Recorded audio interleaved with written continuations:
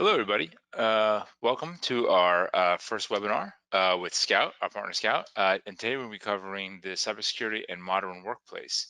I want to introduce myself. My name is George Jadwin. Before I get started, introduce myself. I wanted to say thank you for everyone who's attended our previous webinars and joined us before, watched our live streams or even on YouTube. We put a lot of content out. We hope that it's useful, and we want to continue developing it. So please send us any questions you have. We have links all over the place on that. So let me dive into what we're talking about today. Today we're talking about the modern workplace. And before I do talk about the modern workplace and cybersecurity, let me introduce myself. I'm George Jadwin. I'm the president of Valiant Technology. I'm also a CISSP. And cybersecurity has become a very big focus of Valiant and myself over the past couple of years. And I think that this is going to be a really great, informative webinar. Next, I have Justin Pancina. Justin Hello. is Valiant's CIO. Thank you, Justin. Justin has been working with Valiant since 2010. He designs all of our projects, designs our kind of policies and procedures to our clients. So really smart guy. Always the smartest guy in the room, I always say, kind of chuckle, embarrass him. And so we really think you should do quite a bit today. So next up, we have Marianne Dobrowski. Marianne is our training manager, also a longtime Valiant staff member, worked within our account management team, also as a VCIO at different periods. And now she kind of transitioned to building our great content and a lot of our web content. Knowledge base, please check out some of the stuff she's put together. It's really powerful and super useful. And last, from the Valiant team, we have Megan Quick. Megan is our member of our sales and marketing team.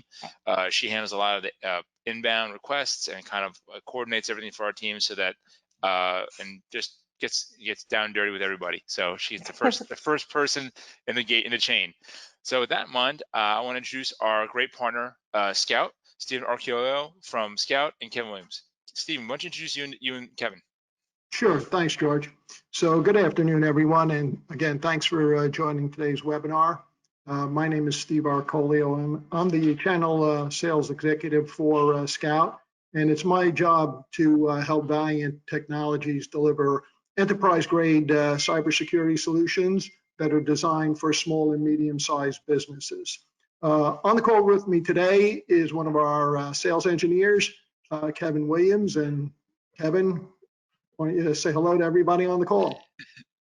Hey, everybody. Pleasure meeting you. Kevin Williams here. One of Scout sales engineers. Very excited to just jump right into the webinar and kind of show you what it's really like. Not only from the attacker, not only from the perspective of an attacker, when actual attacks happen, but also from a user as well, just to see how easy and quick it can, something like that can happen. Excellent. So I guess the best place to start is perhaps to give everyone a quick overview of Scout Cybersecurity. Scout and actually its employees have been recognized by many industry journals over the last couple of years for our ability to make cybersecurity accessible and affordable to small and medium-sized businesses. We do this through our network of MSP partners like Valiant Technologies. And some of the things that make Scout unique in the marketplace is, one, we have one dashboard that allows our partners to manage all things cyber for their customers through one pane of glass. It gives them visibility into everything that they're doing on your behalf surrounding cybersecurity. Second thing is there's one number to call. So anytime one of our partners like Valiant has a question about remediation or advice on cybersecurity best practices, they have one number to call. And think of it as a 911 number for cybersecurity incidents. And then lastly, we provide turnkey solutions for our partners that are designed to detect, prevent, and remediate cybersecurity threats. And we'll get into a lot more detail on our product offering and show you how some of the solutions we have will protect your critical data. So with that, couple of things that I've observed in the last 5 years since I've been at Scout. Early on, when I first started, the number of threat vectors that were available for an attacker to exploit were really limited to desktops and laptops, As they went forward, there were mobile devices that then became an attack vector rather. And in early 2014, Internet of Things also became a potential attack vector for criminals. Also, the amount of data that's sitting on a customer's network, even a small or medium-sized business, is overwhelming. So there's a lot more data that a cyber criminal could take advantage of, exfiltrate, and monetize on the dark web. The communications platforms were also limited in how a hacker could either exploit or get into a network. So as you can see, the number of opportunities that a hacker had to get into your network back from 2000 to 2014 were limited, and you had to be pretty skilled to be able to launch an attack. Now, fast forward, and the amount of data on the network has grown exponentially. There's more data been created in the last 3 years than since the beginning of time. So obviously there's a lot more information that's out there that again represents an opportunity for a hacker to steal and then monetize on the dark web. There's a lot more communications platforms available that they could use to exploit and do reconnaissance on a potential target. And lastly, the nature of the business has changed because there's no longer a perimeter. Very few people, especially in today's day and age with COVID, are working behind the firewall, within an organization. So the perimeter is pretty much gone, and any mobile device or any remote device is now accessible to an attacker to launch a cyber attack.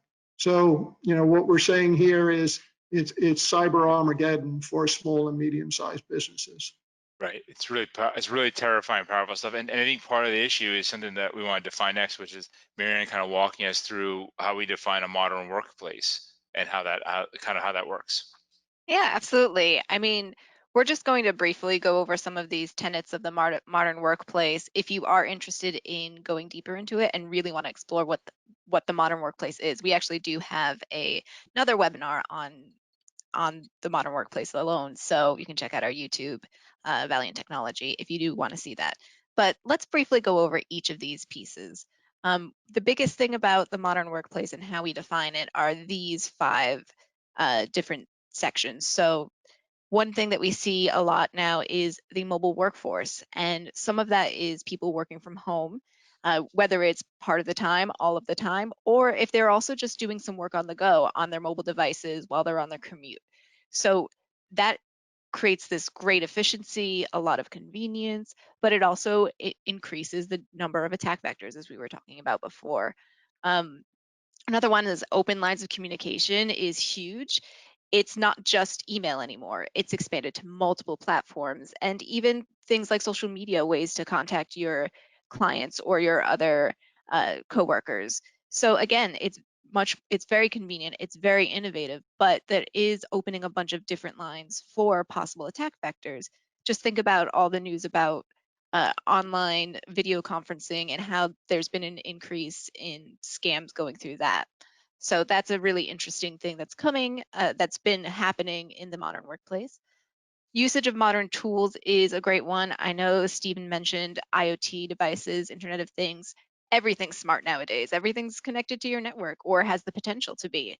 So these are really ways that people can get in. And it's not just things or technology, physical technology. It's also things like applications or using a lot of cloud-based storage or cloud-based applications as well. That's really defining the modern workplace. And it's another vector, another thing you have to think about, the balance between security and convenience. We also talk a lot about smarter usage of data.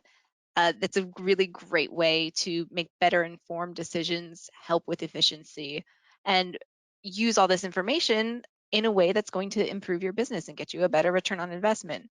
But again, you're going to be having so much data, as Steve mentioned before, that you do need to know how to monitor it. You do need to know how to protect it. And then lastly, a lot of this tied together in efficient collaboration. people are able to work from home. They're able to use these open lines of communication to really work together to sort of desegregate the office and really bring everyone together so everyone knows the right things to do. It's very convenient, it's more efficient, but you also need to keep track of where people have access to. When we're talking about so many things in the cloud, the thing that they're, hacking into isn't a physical server so much as it is someone's account. So these are really things that we need to pay attention to in the modern workplace. Absolutely, Marianne. Thank you for that. That's a great definition of it. And unfortunately, some of the attacks can be so crippling. We compile some statistics here, I think, that just illustrate the severity of the situation, where 43% of the cyber attacks, 43% of cyber attacks have lack security. 60% have cease operations. That's a massive number, especially when compared to years past. 424% increase since 2019. And lastly, 75%, really the number that's the most telling is, and I think this number is actually very low, is 75% of small businesses don't have the staff or the know-how to actually address security concerns. And this is some of the basics, not even getting into the more complicated and more sophisticated kind of attacks. So with that, I'd like to turn over everything to Stephen so we can go through with some of the anatomy attacks and what's going on there. So Stephen, please take us away. Thanks, George. So in terms of an anatomy of an attack, as I said earlier, current hackers don't have to be that sophisticated anymore. They can easily access attack tools on the dark web. They don't cost a lot of money. You can buy a pretty effective tool for about $200. So if we take a look at the way an attack is typically perpetrated against a small or medium-sized business, and maybe discuss what they should be looking at doing to prevent this. Here on the left-hand side, you have Joe, the attacker, and he's going to launch an attack against your small business, and he's going to use typically email as the entry point for into your company. And 65% of the attacks that take place come through email. Again, that's based on industry trackers like Gartner or Forrester or the Verizon breach report. So he's going to send an email to your email system. And unless you have something on there that's analyzing that email to see if there's malicious content, it's probably going to get forwarded to one of your employees or maybe your own inbox. So sure enough, it got forwarded to an employee. And unfortunately for this company, their employees have not had any security awareness training. So they're not familiar with or know how to spot a good email from a bad email. So what they're going to wind up doing is they're going to click on that email and open it up. And once that happens, it then will detonate some sort of malicious software on that employee's endpoint. Endpoint is just their computer or their laptop or their cell phone. And once it's on the endpoint, then it is designed to do several different things. One is it could launch a ransomware attack where it starts moving to the network and starts locking up critical data on that network. Or it may just sit there and beacon out back to the attacker to let them know that they've successfully been launched on the network. And they'll ask the attacker, what would you like me to do? And then again, based on what the attacker's end goal is, what will happen is that either they'll sit on the network, and again, looking at the Verizon breach report, the average malware will sit on a customer's network for about 196 days. And they'll sit there and they'll do reconnaissance. They'll sit there and learn as much about how data flows across your network, who's responsible for key elements in your network, and just sit there. And once they understand your network as well as you do, then they'll decide to launch an attack, or they may just lock you up with ransomware. So in this case, in this example, the attacker said, no, just sit there, see if you can get some passwords for some executives, or see if you can get some information that will allow you to get into some critical data. And of course, if you don't have anything running on your system to see that beacon out to the attacker, or if you don't have anything running on your system, that will see the elevation of credentials from just an employee to maybe the CFO. Again, this is a problem because now that hacker has, as you can see here, the keys to the kingdom. They have the right password to get into that critical data. So I talk to a lot of small businesses, and typically what I'll hear is, I'm a small business, I don't have anything worth stealing. Hacker would have no interest in my business. But you'd be surprised because a lot of organizations don't realize, well, do you have employee information? You have their names, addresses, social security numbers. Maybe you have their bank account information for payroll access. So there's a lot of valuable information for a hacker to go after just on your employees alone.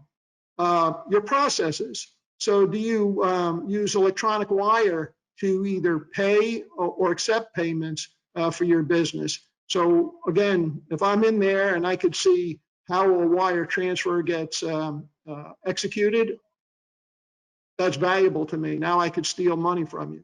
Assets on your network. A lot of times you may take credit card information or payment rather, and so you have credit card information on your customers. Or if you're healthcare, you may have valuable data in the form of medical records. So there's a lot of information you don't think of as being valuable to an attacker, but it is extremely valuable. And then there's also data on your network that could be valuable to a hacker as well. And most importantly, brand reputation. So earlier, George had mentioned that, for a small or medium-sized business like yours, many of them, 60%, will go out of business if they fall prey to either a ransomware attack or a business email compromise. And that's because their brand is damaged. Who wants to do business with a company that loses valuable data or loses critical information? So that's why a lot of it goes out of business. And then lastly, once that hacker is in, his goal or her goal is to exfiltrate that data and monetize it on the dark web. And again, unless you have something in place monitoring your network, you'll never see that exfiltration of data. So it's a serious problem that unfortunately happens every single day to small and medium-sized businesses. Thank you So very Kevin, much, Steve. Yeah, so Kevin, why don't we talk about some of the things we just discussed in the form of ransomware and some of the top threats there?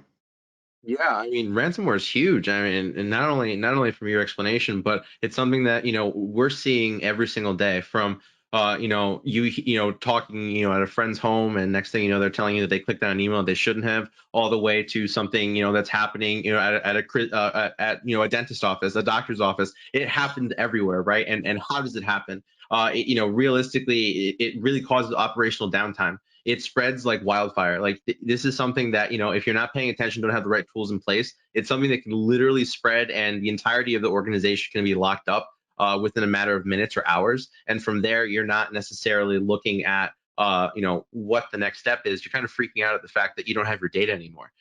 No, the sources of infections span multiple mediums, and by that I really mean, think of your computer being your home, and as opposed to just having a front door and a back door, there are also the windows and different means to get in. And in that case, ransomware can really take advantage and look at all those different mediums to try and gain access to an account and then exfiltrate what they're trying to get out of there. And ultimately, it does cause a sense of fear and uncertainty and the loss of control, because realistically, when you see all your files locked up and now you have to have the discussion about Bitcoin ransomware and whether or not you can get those files back, you're not really in the driver's seat at that point. And that in and of itself is unbelievably stressful.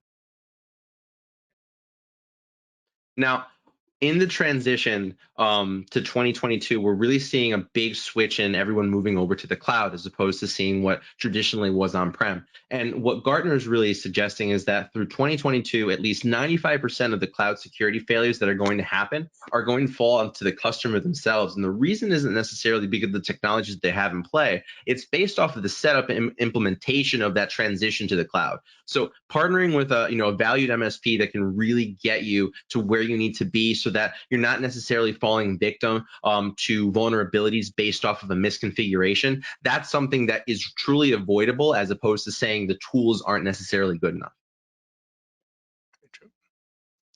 Kevin, thank you so much for bringing that up too. It's just another example of how much better it is to invest a little bit when you're setting all this stuff up rather than pay for it later and do the cleanup after.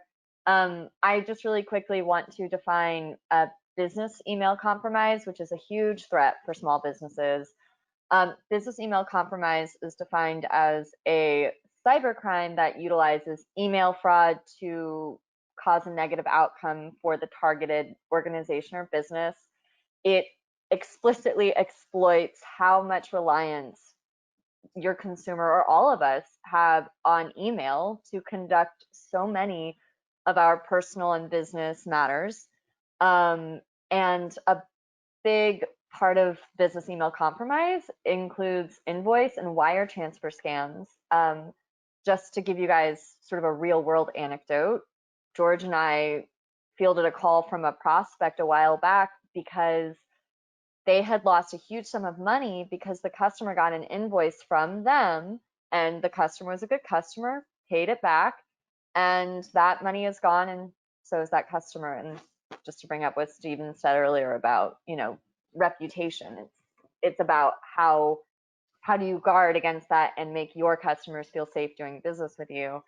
And business email compromise is at the center of a lot of consumer privacy breaches. Just to name one, Yahoo lost 3 billion accounts were compromised because of the Yahoo breach. That includes my account, I think, because I think that's all of their accounts and probably some of you. Right. Yeah, so it's just the scope of it is huge and the power of it is incredible. And then, so if we move to the next slide, so say 2020, God forbid, gets even worse, and your small business gets targeted and you fall victim to business email compromise. What the bad actors are going to do, they're going to impersonate people with authority in your company, people with financial authority usually, so someone you wouldn't think it's strange to get maybe a request for a wire transfer from. And I liked Kevin, you used a metaphor earlier with spreading like wildfire. I think of it as like an oil spill. Once it starts, it's hard to stop, because if they have your email and they can get access to all your other accounts, they can use that email to change the credentials on those accounts, and then all of a sudden all this critical data is sort of at their fingertips. So it's very scary. And so on that note, just so you know, it's a constant risk for all businesses. It's something you have to be vigilant about. And I think we have a really scary number coming up for you. Between 2016 and 2018 alone, business email compromise totaled in $5 billion as far as how much consumers had to spend to fix it. So that is a huge number. I don't even think I have to say much more than that. And Kevin, I think you have an example for how easy it is to fall victim to this, right? Yes, it's a little unsettling to put it lightly. So on the left-hand side, what you'll see here is the phishing tool that attackers can use, and on the right-hand side, you're going to see the AOL account of the attacker. Now, like you heard from us earlier, yes, you can get these tools in the dark web and pay a certain amount of money for it, but the one that I'm showing you here is actually a free tool that you can just get online, just to make matters even better. So realistically, what's happening here is that left-hand side is the phishing tool, the right-hand side is the attacker's email. So we're going to go ahead and select Microsoft from the dropdown, and then we're going to go ahead and generate a link. Now, this link that you see here, once it gets generated, we're going to actually put it into the verify your identity. So once we have it in there, it's basically been crafted to look like an actual Microsoft security alert. So we're going to copy that over, pop it into verify your identity. And once we have that in there, we're going to send it off to the victim. Now, from the perspective of the victim, the thing here is that it looks like a normal email. And when you don't have the right tools in place, it happens really fast. Microsoft security alert. Let's go ahead and change the password. It's fast, and to know that it looks legitimate, right? I see Microsoft.com 2020. I see terms of use. So I'm going to go ahead and put in the credentials, but in reality, you're giving it away to an attacker. So passwords in, emails in, and now we're going to switch over to the attacker so that you could actually see that we have those credentials now. From the attacker's perspective, it's a matter of verifying to make sure that we can actually access the account. So what we're going to do here is we already have it pre-populated. We're going to go ahead and paste the password. And once we do, we now have access to that account. But now it's going one step further, right? Now our specific goal was to try and get information from the account. And in this case, what we're really looking for is anything that's related to a wire transfer. So what we're going to go ahead and do is actually make a forwarding rule. And the first thing that attackers like to do is really kind of change it to an inconspicuous name. So in this case, we'll call it admin. But it's trying to do something so that you're not necessarily paying attention to it, right? So when you see the rule, it's like, oh, of course, I wouldn't touch that. Now, as far as the condition is concerned, we're doing anything that the subject includes wire transfer. And then we're going to specifically make sure that anything that has a wire transfer within is being forwarded to the original attacker's AOL account. So once we're going ahead, making sure that we have everything set up the proper way based off of what we're trying to gain from the victim's account, we go ahead and verify. We save. And from there, it's really the waiting game, right? So from the victim's perspective, they haven't noticed anything. Whereas from the attacker, they're simply waiting. And as Steve said, you're looking on average 196 days. Now, to know that within that time frame, they get the information that they're looking for. Now, this is the victim, of course, but switching over to the attacker, you'll notice that if we go to that AOL account, the email's there too. And that's really the concerning part, because realistically, this is something that happens on a daily basis and looks legitimate, and next thing you know, you've fallen victim to it. Thanks, Kevin, for showing us that. That's amazing how easy it is to do with even with a free tool. Luckily, there are things we can do to prevent this and to help protect you against this. But before we dive into that, I want to do a quick refresher on the CIA Triad. Similarly, we did a previous live stream where we went into detail on this. So if you're interested in more information, check out our YouTube links. But I do want to go into it a little bit. It's something that we use when we're vetting any type of security posture or security system. The first part of it is confidentiality. This means that you want to make sure that the data and the information that you have is restricted to only the people who are supposed to have access to it. And this could be everybody in your company, or it could be specific people in your company. There's some files that George has access to that I don't, and there's some files that George has access to that everybody does. And the idea is that you want to ensure that only the right people have access to the data that they need. The second piece of this is integrity. And integrity means ensuring that the data is what it's supposed to be. So not only can only the people who are supposed to have access to it open those files, but when they do, they know that the data hasn't been modified, hasn't been deleted, hasn't been encrypted, that it is what it's supposed to be and it's useful. And lastly, we have availability. And this is saying that the data is in a place where you have access to it, and the security that you have doesn't prevent you from getting access to it. So you want to have a system where you know that the data is only accessible by the people who are supposed to have access to it, that the data is kept in a state where it is what it's supposed to be, and that you can get to it when you need to get to it, that you have access to it without having to jump through a million different hoops to do that, or be locked out completely. And when we're looking at any of the preventative measures that we're going to look for and review, we want to make sure that all of them address these three concerns, these three items.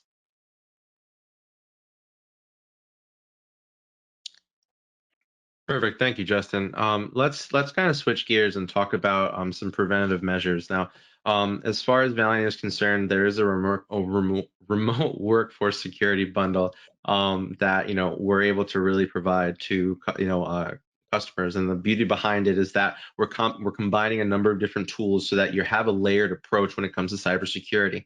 Everything is backed by a security operations center that runs 24/7, 365. But ultimately, what you're getting is the ability to prevent and detect business email compromise. It's the ability to block ransomware. Everything is powered by AI and machine learning. In addition to that security operations center, everything is user-friendly, non-intrusive, so we're not, impeding workflow or really kind of getting in the way of your day-to-day. And ultimately, we're being able to satisfy industry and regulatory compliance. Now, what those tools are, we're looking at 3 in particular: endpoint protection, email protection, and Office 365 monitoring. So with endpoint protection, what's really happening here is it's a strict policy that's put into play, where first there's a monitoring period in which we identify what normal activity is on said endpoint, a range of endpoints, but then we switch over to a blocking phase where nothing outside of the whitelist or the allow list that's set up as far as applications, files, or scripts are concerned will be allowed to run on the endpoint. So there is no, chance for, I accidentally downloaded that file, or I thought this was a legitimate something that I could download from the internet. In this case, it's automatically blocked and never given a chance to run. So you're not in a situation where you're dealing with the repercussions of after the click. You're dealing with more along the lines, hey, where did that go? It disappeared. All my files are still intact. Now, with email protection, what we're doing here is utilizing a subset of AI called computer vision, which essentially reads emails like a security analyst. It's using the same type of AI like you see with iPhones or Android phones, with the ability for the phone to unlock with your face, except that same tech is used so that this AI that's trained like a security analyst is able to identify potential sender forgery, brand impersonation, if there was sensitive content that was shared. And ultimately, it shows your users colored banners to indicate the threats, but it'll go one step further. Let's say that a user, accidentally clicks on a malicious potential, security alert, similar to what you saw in the demo today. In this case, what would have happened is you would have seen a red banner on the top of the email. It would have actually rewritten the link. The user would have seen that it was a brand impersonation site, and they would have actually seen a picture of the destination. So now it's more of a learning experience and less of a harmful situation. And then lastly, with Office 365 monitoring, what we're really doing is trying to grab as many logs from the tenant as possible to identify some of the most critical errors that happen within the Office 365 environment. That impossible login has someone logged in, from their home office, and then 5 minutes later, someone logs in from a country hundreds, if not thousands of miles away. Are you dealing with a situation where there's a brute force login, and not 1 or 2 times, hey, I forgot my password, more along the lines, hey, someone tried to log into my account and successfully logged in after 30 attempts within a minute. See, these are things that we're identifying and bringing to light, so that as opposed to giving the attackers that average of 196 days of just wiggle room to identify and really zero in on those threats, we're pinpointing that immediately and then trying to, start the remediation process right then and there.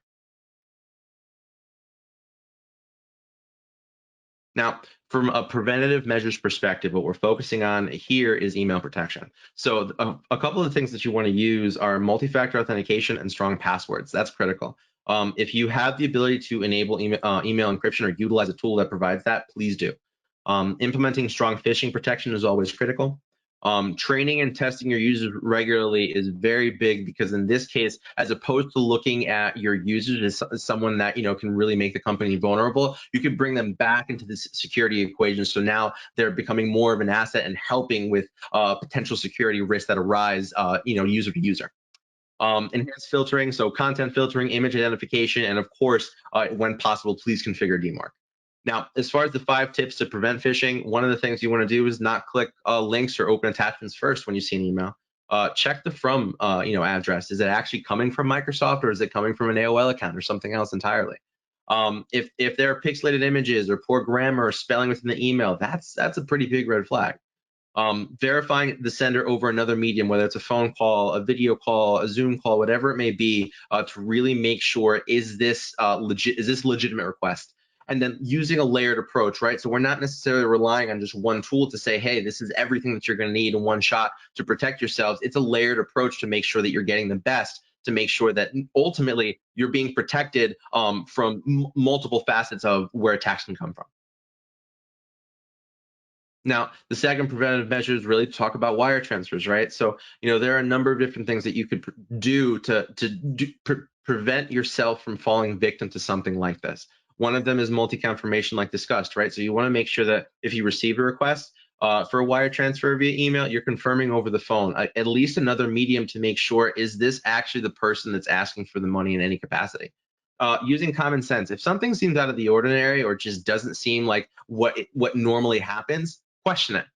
Drive down the rabbit hole and try and figure out, is this actually legitimate? Because it's better to actually get to the end of it and find out that it was fraud in any capacity and you didn't pay, as opposed to automatically assuming positive intent to find out that you did lose that 10 grand, $100,000, whatever it may be. Now, to confirm the changes, you want to make sure that if you receive instructions to change routing or other information or wire transfer, double check it with the vendor, because at least in this regard, you don't want to, again, fall victim to something like that, knowing that it's something as quickly as just checking with them, as opposed to, again, just automatically assuming everything's fine. And we've discussed it before, but checking that from address, because just because it says it's coming from Microsoft and it looks legitimately from Microsoft doesn't mean it's actually coming from Microsoft, especially when the from says AOL.com. Again, it's things like this that can be prevented. It's just a matter of taking that extra minute just to see. And again, the tools are going to help you 100%, but you could take the initiative onto yourself as well to make sure that you're doing everything that you can. Now, for if someone's being suspicious about a wire transfer, oh, you don't tell this person, or I really don't want the head of finance to find out. That's all the red flags. That's literally every single red flag. You don't want that. You really don't want to fall victim to that. Forwarding instead of reply. So instead of someone replying to someone that you think is legitimate based off of wire transfer, forward the email back over to them just to let them know, hey, is this actually coming from you guys, or is there something that I actually should be concerned about here? Having multiple controls, so adding process to ensure wire transfers originated by one person are approved by another, and setting the proper tools in place to set that up. And then watching for urgency. So if someone's rushing you, hey, I need this yesterday. This needs to happen immediately. I'm hopping on a plane and stop. This is not okay. Reel it back just a little bit and remind yourself that, is this money okay to lose in a situation where someone is pressuring you? Because realistically, just because they're adding the pressure doesn't mean there's actually pressure in the situation. Awesome. Thanks, Kevin. Of course. I want to talk a little bit into the overview of security best practice measures and as far as preventative measures that you can take. There, you can see on here, there's actually a lot of different things to consider. So we do recommend, talk to your IT professionals and really get that consultation in, or get a good partner who can help walk you through this. But there are a couple of basic things. One, there are plenty of technology things that you can put in place. You've probably had antivirus before, but there's a lot of things additionally, such as perimeter security or programs like SKOUT's email protection. It's good to have a good partner and come up with all these procedures, but at the human level is also something that you absolutely need to consider, and we talked about that before as well. You want your staff to understand the procedures that you put in place. You want them to have that security awareness so that they can make good decisions too, because everyone in your company can be a vector. As we mentioned before, training is becoming ubiquitous. Everybody should be getting some sort of training, and tailored to your business specifically. Now, you can go online and get a very generic security best practices training. We have one as well. So feel free to check that out and check that off your box. But if you really want people to engage with it and learn and make it as useful as possible, you want to get it tailored specifically to your business. And that includes how comfortable your employees already are. It talks about, different verticals that you're in and different issues that you might face. It's really important to, again, talk to your IT professional and get this something that's really going to focus on your people, and get the people in your staff involved, because that'll help come up with, better solutions. Maybe they can tell you about issues you didn't know that were coming up. So that's really important to get them involved as well, and to make sure that this is something that goes to everybody at every level. There is nobody who's doesn't have access to important information. Everyone has access to some information, or the ability to have access to your systems and your network, and that can be absolutely devastating if someone gets in and breaches that as well.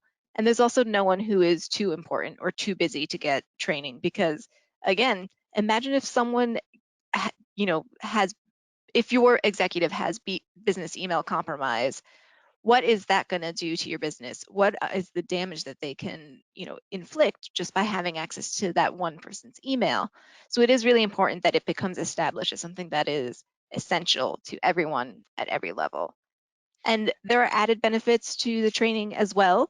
It's not just protecting people against security, making sure people know, but it tends to bring up a lot of issues or potential time-saving efficiency measures that you can take.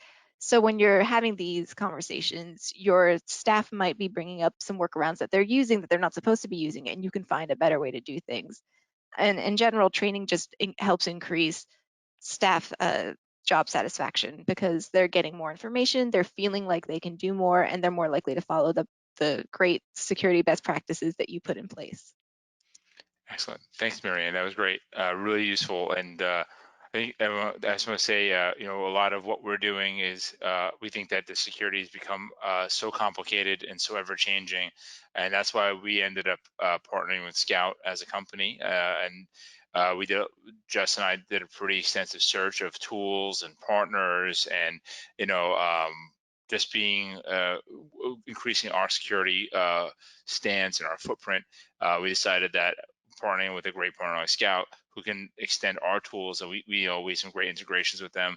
They have a great partner network in terms of they have even yesterday I was on a great roundtable discussion with CEO and senior management because they're listening to the partners and giving us a kind of a give and take of the threat landscape.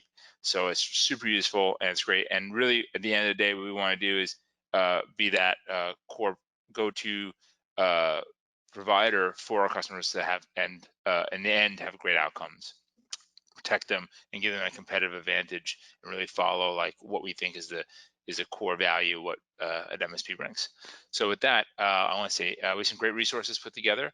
And I actually forgot to mention, I don't know if you have take a look at your GoToWebinar client, there's a bunch of handouts in there around small business importance, phishing, response guide, breach checklist. We also send that out in the email as well, download link. So that beyond that, we also have our online resources.